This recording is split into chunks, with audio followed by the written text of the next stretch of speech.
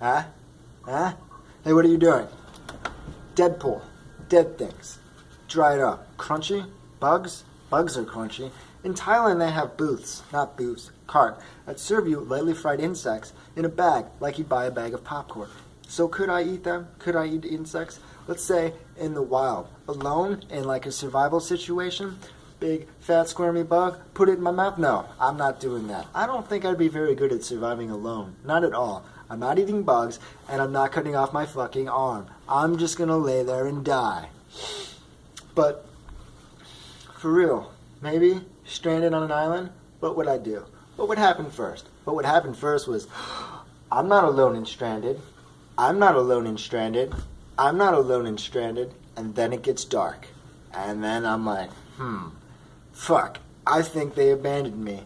I'm alone and stranded. What the fuck am I going to do?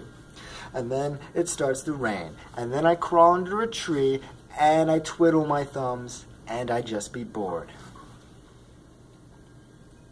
Being alone and stranded is fucking boring. Grrr.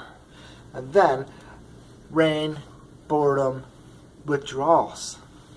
So I start to go through withdrawals from the regular stuff like TV, internet, my phone, candy, big fat greasy fat food, alcohol, and tobacco. And this helps me slip into some sort of deep depression in which I curl up into a ball and I go to sleep for like 1-2 whole fucking days. That's 48 hours. That's too much sleep. That's not good for anyone. As soon as I wake up from that nap or coma, I'm gonna feel like shit. I'm gonna be fatigued. I'm gonna be very dehydrated and extremely hungry. And I'm not gonna be able to think straight, and then I'm probably gonna eat those poisonous berries and die. But let's say I get past that.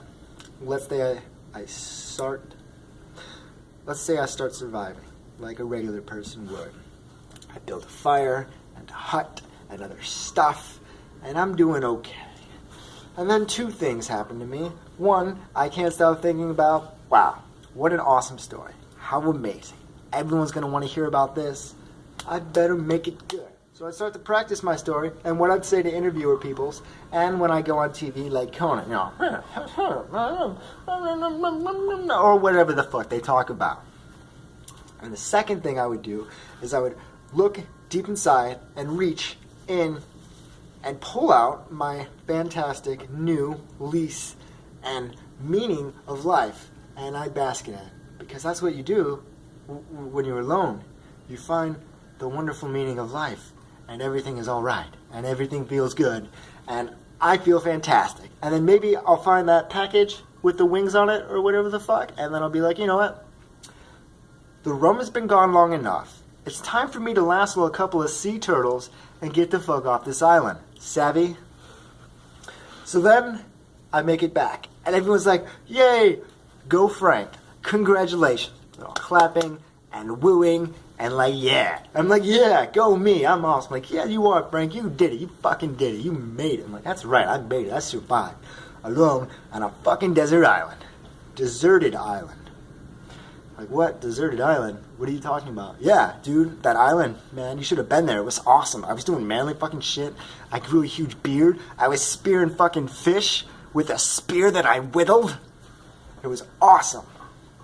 Like, Frank, you weren't on an island. Or you weren't in rehab. Like, oh, really?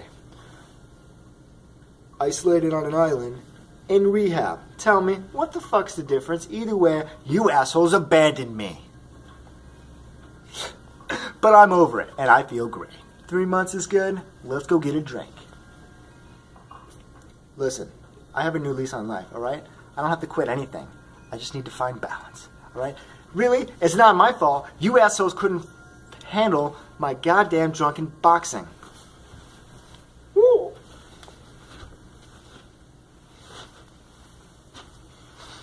Want to fight? Alright, I'm done. You go do what feels right. I'm gonna practice my kung fu.